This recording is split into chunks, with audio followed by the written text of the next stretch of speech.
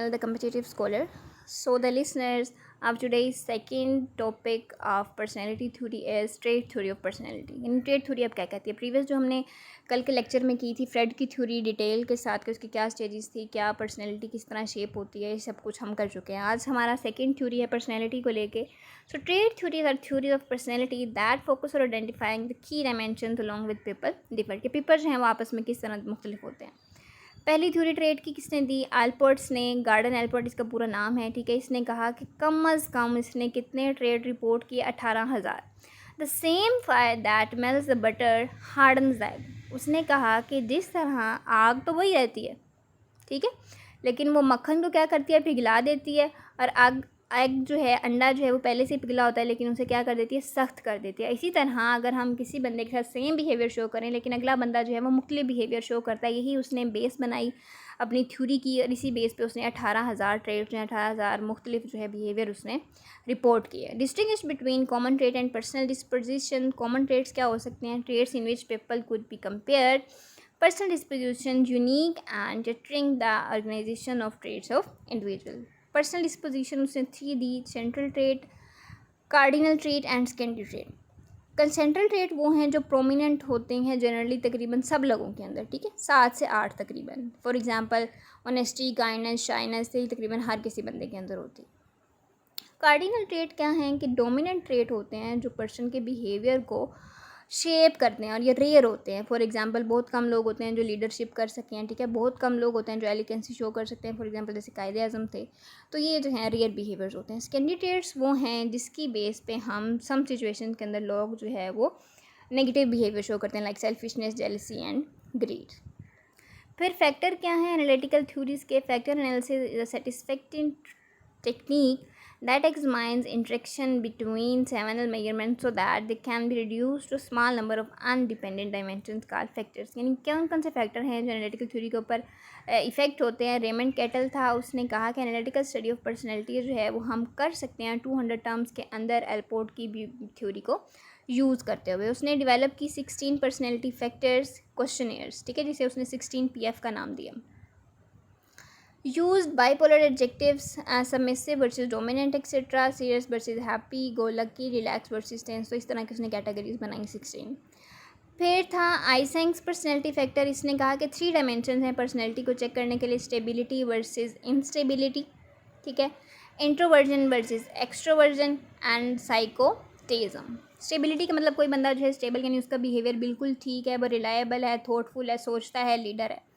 और इंस्टेबिलिटी के अंदर क्या चीज़ है कि वो मूडी है, उसके मूड पर डिपेंड करता है कि वो क्या कैसा बिहेवियर शो करेगा. लेस बेचैन रहता है, एंशियस है, इम्पल्सिव है.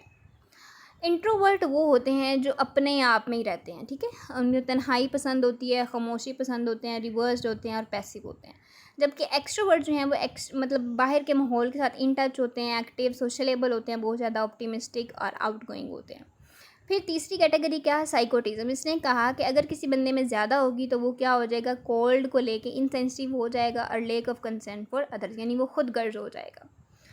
फिर बात करते हैं 5 फैक्टर मॉडल की. ये डोनाल्ड फिस्की ने दिया. इसने कहा कि बिग 5 मॉडल जो हैं रिलायबल हैं मेरी थ्योरी के साथ, जिसके अंदर शामिल हैं एक्स्ट्रावर्जन, एग्रीबलेंस, कंसिशियसनेस, ठीक है, emotional stability and openness to experience. Evidence उसने दिए इसके ऊपर बाकी और साइंटिस्ट के साथ मिलकर 1992 में. अब जो हैं ये आजकल अरशद जो था पाकिस्तान के अंदर 2002 में, उसने भी इसी के ऊपर काम किया. फिर बिहेवियरल थ्योरीज हैं पर्सनैलिटीज़ की. According to behavioural view all behaviour normal and abnormal development through the learning process. Most influential जो इसमें साइंटिस्ट था वो BF स्किनर की थ्योरीज थी. इसने डिफरेंट कंडीशनिंग दी जिसके अंदर सबसे ज़्यादा इंपॉर्टेंट जो है वो कोग्निटिव बिहेवियरल अप्रोच और ऑपरेंट और लेटेंट है. आगे फर्दर हम उसको डिस्कस करेंगे. फंक्शन एनालिसिस क्या है इसके बिहेवियर की? इसने कहा कि एंटीसीडेंट्स और कॉन्सिक्वेंस को हम देखते हैं कि मतलब क्या चीज़ हमने किसी भी जिसके ऊपर हम एक्सपेरिमेंट कर रहे हैं कि हमने उसको क्या चीज़ दी और फिर उसने हमें क्या उसका नतीजा दिया, ठीक है. बिहेवियर और रिवार्ड और पनिशमेंट. उसने कहा कि हम जज कर सकते हैं किसी भी शख्स के बिहेवियर को रिवार्ड और पनिशमेंट के तौर पे. कोग्निटिव बिहेवियरल अप्रोच क्या है? मैंने आपको पहले भी बारहा बताया कि कोग्निटिव का वर्ड जहाँ पे भी आएगा वो हमारे ब्रेन के साथ रिलेट करता है, ठीक है.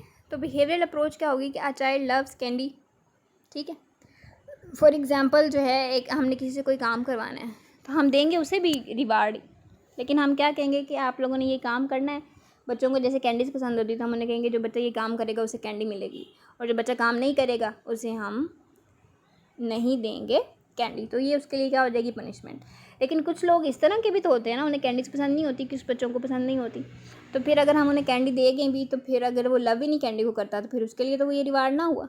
ठीक है, तो हम देखेंगे कि सोशल कोग्निशन क्या है, उस बंदे की नीड क्या है, उसके अकॉर्डिंग फिर हम अपना एक्शन शो करेंगे। कि एल्बर्ट बंड्रा ने थ्योरी दी, रेसिप्रोकल डिटरमिनेशन भी उसने दी कि कैसे इन्वायरमेंट, बिहेवियर और पर्सनल फैक्टर्स आपस में इंटर रिलेट होते हैं और फिर वो किस तरह से कोलैबोरेशन में वर्क करते हैं। बिहेवियर हमारा इंक्रीज होता है सेल्फ एफिकेसी और आउटकम एक्सपेक्टेशन से। ह्यूमनिस्टिक अप्रोच दी कॉल रोजर ने, मास्लो ने, इनके मुताबिक क्या है, मास्लो की बहुत ज़्यादा इंपॉर्टेंट है हायरार्की ऑफ मास्लो। ठीक है, इसने दी कि किस तरह से जो है हमारी पहले बुनियादी ज़रूरत होती है, फिर उससे कम, उससे कम, उससे कम, उससे कम। ठीक है, बायोलॉजिकल जो है ये हैंस एस्पेक्ट जेफरी ने दी 2016 के ऊपर। इसने बहुत ज़्यादा रिसर्च भी की और इसे अवार्ड भी मिला। फिर एवोल्यूशनरी अप्रोच है, ये डार्विन ने दी। एवोल्यूशन के मुताबिक आपको पता ही है डार्विन की थ्योरी एवोल्यूशन के ऊपर है।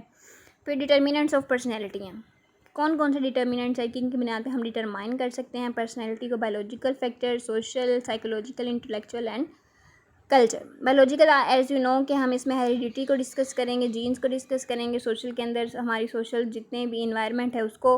साइकोलॉजिकल में ब्रेन आ जाएगा। इंटेलेक्चुअल क्या मतलब, सोचते हुए, कोग्निशन। और कल्चरल जो है हमारे रहन सहन का तरीका या हम किस सोसाइटी से बिलोंग करते हैं। तो ये सारी चीज़ें हमारी फिर जो है उसको स्ट्रॉन्ग बनाती हैं। सही है, बायोलॉजिकल के अंदर जीन्स हम करेंगे। ठीक है, साइकोलॉजिकल फीचर्स के अंदर इन्हांस होते हैं। साइकोलॉजिकल डिटर्मिनेंट्स के अंदर इंटेलिजेंस, एटीट्यूड, मोटिवेशन, इंटरेस्ट और इमोशंस जो हैं वो देखे जाते हैं। कल्चर डिटर्मिनेंट्स के अंदर बिलीव्स कि हमारे किसी कल्चर को लेकर कितने पुख्ता बिलीव्स हैं। सोशल वैल्यूज़ क्या हैं, रिलीजन क्या है और पॉलिटिकल इन्वायरमेंट किस तरह का है। सोशल फैक्टर्स के अंदर दो चीज़ें शामिल हैं, फैमिली और आउटसाइड। फैमिली वो जिसके अंदर हम तकरीबन अगर कोई बच्चा स्कूल जाता है या कहीं काम पे जाता है, ठीक है, तो जाहिर है वो आधा टाइम घर पे गुजारता है, आधा टाइम बाहर गुजारता है, तो वो भी उसका सोशल फैक्टर के अंदर शामिल होगा। फैमिली भी बहुत ज़्यादा जो है वो रोल प्ले करती है किसी भी बंदे का करेक्टर बिल्ड करने में। ठीक है, फाइनेंशियल स्टेटस क्या है उस बंदे का, लिविंग टुगेदर और alone, childhood personality, warmth, behaviour. और आउटसाइड के अंदर जो है वो layer time, teachers, friend, colleagues, ये सारी चीज़ें शामिल। सिचुएशन फैक्टर्स जो हैं ये क्या हैं कि सिचुएशन के अंदर बंदे को रख के देखते हैं कि वो क्या काम करता है। इंटेलेक्चुअल डिटर्मिनेंट्स के अंदर जो है वो ह्यूमर, मोरालिटी एंड वैल्यूज़, ये सारी चीज़ें शामिल हैं। मीनिंग क्या है पर्सनैलिटी का, लैटिन वर्ड से डिराइव हुआ है पर्सनल, जिसका मतलब क्या है, mask. Individuals' experiences, values, habits and traits which collectively determine his or her behavioral patterns, types according to Greek theory by Galen. Sanguine, phlegmatic, melancholic and choleric, ये सारी उसने थ्योरीज दी। ठीक है, पर्सनैलिटी की। सैंग्विन जो है उसने कहा हाईली टैकेटिव होते हैं बहुत ज़्यादा लोग, एक्सट्रोवर्टेड होते हैं और एंथुसियास्टिक होते हैं। फ्लेगमेटिक क्या होते हैं, वो खामोश होते हैं, ईजी गोइंग होते हैं और रिजर्व तबीयत के मालिक होते हैं। मेलाकोइन क्या है, डीप थिंकर्स हैं, एनालिटिकल माइंड्स हैं इनके। और कलरिक कौन है, मोर इंट्रोवर्टेड हैं और एम्बिशियस होते हैं। फिर फैक्टर्स इफेक्टेड कौन कौन से हैं, heredity, family, nature, culture, religious thoughts, education, work place, social status, childhood memories, sex differences, language, social role, psychological factors. ये सारी बातें जो हैं हम डिटेल से सब कुछ पढ़ चुके हैं, इसलिए इनको दोबारा डिस्कस करने की ज़रूरत नहीं है। नेक्स्ट वीडियो के अंदर हम डिस्कस करेंगे असेसमेंट ऑफ पर्सनैलिटी के, किस तरह हम असेस कर सकते हैं पर्सनैलिटी के ट्रेड को। So see you tomorrow, take care of yourself, Allah हाफिज़।